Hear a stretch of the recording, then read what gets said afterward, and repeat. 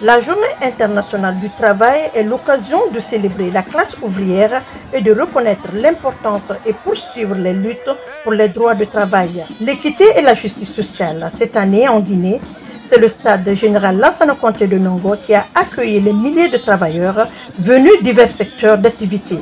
Les responsables des 13 centrales syndicales réunis au sein du mouvement syndical guinéen et des autorités. Un rendez-vous incontournable de diagnostic et de plaidoyer en faveur de l'amélioration des conditions de vie des travailleurs. À ce grand rassemblement, le mouvement syndical guinéen a présenté son cahier de charge portant sur plusieurs points.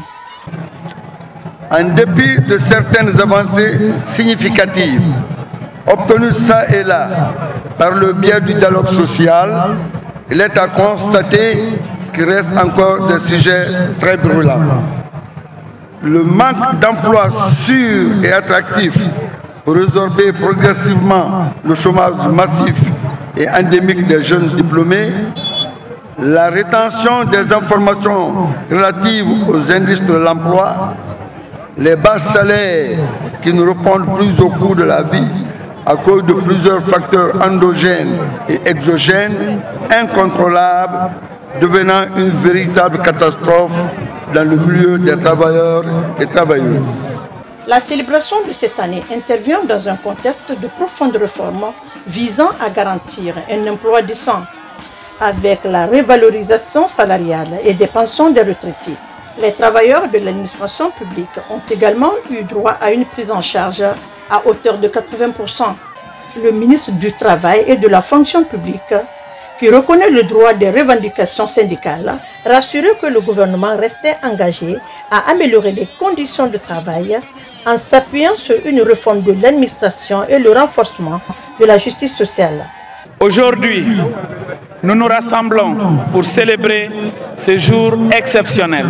Je veux dire ici, travailleuses et travailleurs de Guinée, que vous êtes l'âme de la nation.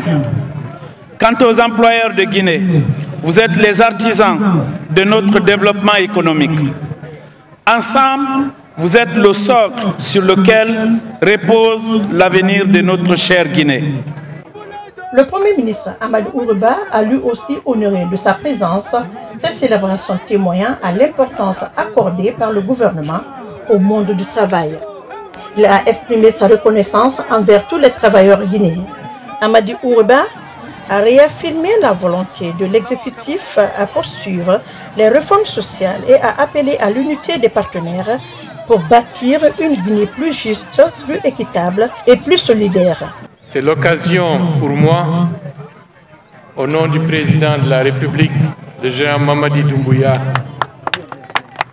de vous féliciter, de vous encourager et de vous dire que nous sommes reconnaissants pour votre capacité à maintenir un climat de paix et d'apaisement qui permettent pas à pas de construire la transformation économique et sociale de la République de Guinée. Cette célébration du 1er mai 2025 se présente ainsi comme un moment fort d'écoute, de dialogue et d'engagement mutuel. Pour les travailleurs de Guinée, elle symbolise l'espoir d'avancées concrètes en faveur de leurs droits et leurs conditions de vie.